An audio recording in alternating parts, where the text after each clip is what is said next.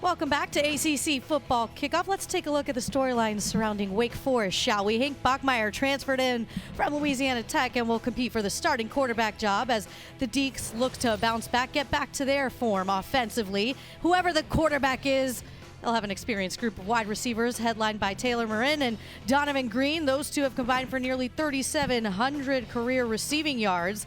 We love to see Donovan Green healthy too. On defense, Joshine Davis headlines an improving group. Davis was an all-ACC performer last year, ranking 5th in the ACC with 7.5 sacks, and I have a feeling he wants more than that this year. And Coach, I'm sure you can attest to that. You've probably been watching him throughout spring ball, and he's coming back better than ever. Good to have you on the desk, Coach Dave Clawson. When you come into today, coming off of last season, and football's in the air, right? You can feel it. What's the overall emotion that you feel at a time like this? Just a lot of excitement. No offense, my favorite part of Media Day isn't necessarily here. That's okay. My favorite part of Media Day is these 36 hours I get with the players. We're fortunate to be able to drive down. We go out last night and we have a steak dinner together, and some of those unscripted conversations, and then there's a tradition of a place we go to after this, and we sit down and we do a debrief. And, if you spend time with guys like Devontae Gordon, Joshine Davis, and Taylor Marin, that's still everything that's right about college football. Guys in their 5th and 6th years that have multiple degrees, great education. They chose to come back to Wake Forest and finish their college careers. And in an era of free agency and everyone moving around, at Wake Forest, you have 2 guys here that are in their 6th year and a guy in his 5th. And you get to know players when you spend 5 and 6 years with them. And that's what I love about Media Day, is just all the time you get with the players, and they're always first-class representatives. Coach, whenever I think of Hank Bachmeier, I remember him as a true freshman when he was at Boise State. I had that game. And he took Florida State to the woodshed. It was 29-0 at halftime, Florida State. Yep. And Boise wins 31-29. Unbelievable. And he was lights out that day. Absolutely. I was going to ask, did you watch the tape when you were evaluating him? I remember watching that game because we played Florida State that year. That's right. And I forget what year was that. It was his true freshman year. He was a true freshman. Hank is almost my age now. Well, my question is, what went into getting him there at Wake? Because I think he's an excellent quarterback. Well, we were in the market for a transfer quarterback, and we wanted to get a grad transfer who had a lot of experience. And we have a guy, Michael Kern, who's in his 6th year, and there's going to be a competition. But we didn't necessarily want to get a guy with 2 or 3 years because we feel really good about the younger quarterbacks in our program. And I think sometimes when you get a transfer, you want to get somebody that fits the locker room. And here's a guy that came in. He's got a great personality. There's zero entitlement. All he wanted was a chance to compete and win and have an opportunity to win the job. Sometimes these guys come in, they want to be guaranteed this and guaranteed that. Sure. And whenever you do that, you have a chance of losing your whole locker room. And I think Hank he's played a lot of football. He's played at a high level. And I think part of it was just personality and fit, that I thought he was a guy that would fit in great in our locker room.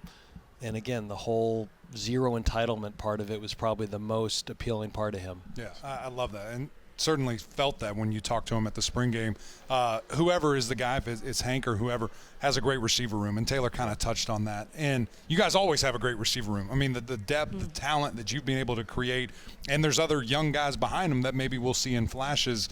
How do you continue to find these guys and turn them into 5-stars when they leave Wake Forest? I think the nature of the offense is almost on every single play we run, the receiver can get the ball. Like, there's very few just, hey, we're going to run the ball. And a player knows in our offense, if they ever get a one-on-one matchup, they're going to have a chance to win that matchup and get the football. And then you look at the history of receivers that we've had there the last 10 years, whether it's Sage Surratt, A.T. Perry, Greg Dortch, Kendall Hinton. We've put a lot of guys in the league, and guys have been drafted, and, there's production. And Donovan Green last year, we thought if Donovan was healthy that, he'd have a chance to be a high draft pick. Yeah.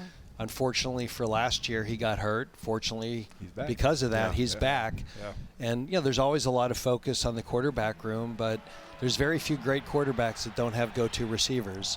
And that certainly hurt us last year, but we'll be better this year.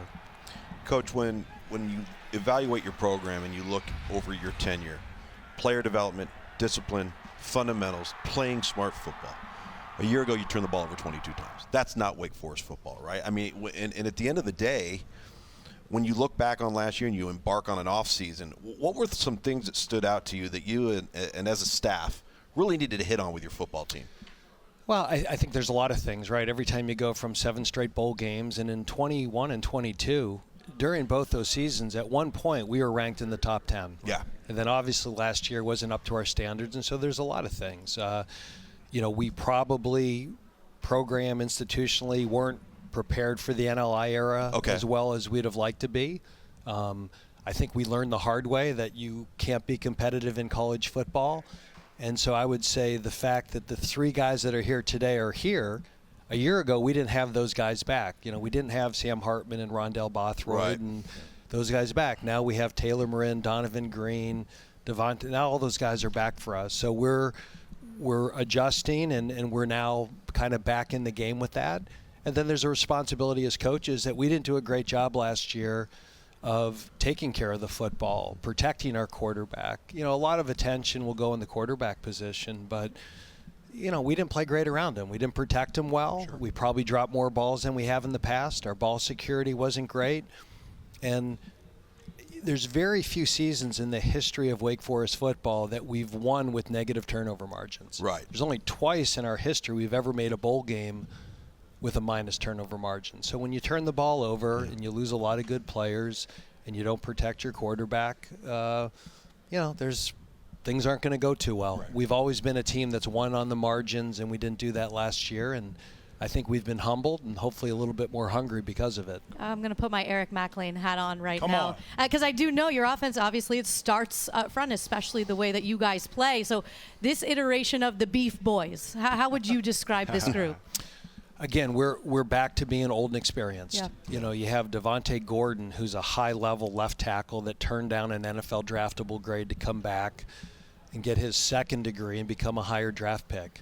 I think our inside players of Matt Gulbin, Luke Pettibone, Nick Sharp, and George Sell, we've got 4 grown men playing center and guards for us. And last year, those guys were all first-time starters. And first time you play college football, the first year is always baptism by fire. Eric Russell is a tackle that I think is an emerging player. We got a transfer, Keegan Trost, we're excited about. We've got a 6-year guy, Zach Vaughn, that I think has a good player. So we feel like 9 playable guys. So we can rotate guys, keep them healthy. And we didn't have that last year. We had a lot of first-time starters. So whenever you have a good O-line, that's a great place to start. And then you bring back your starting tight end, Cam Height. You bring back Donovan Green. You bring back Taylor Marin. And we may have the most dynamic tailback we've had during my time there. I think Damon Claiborne, if he can stay healthy and stay focused, he was a major reason why we won some of the games we did last year. He is a big play threat every time he touches the football.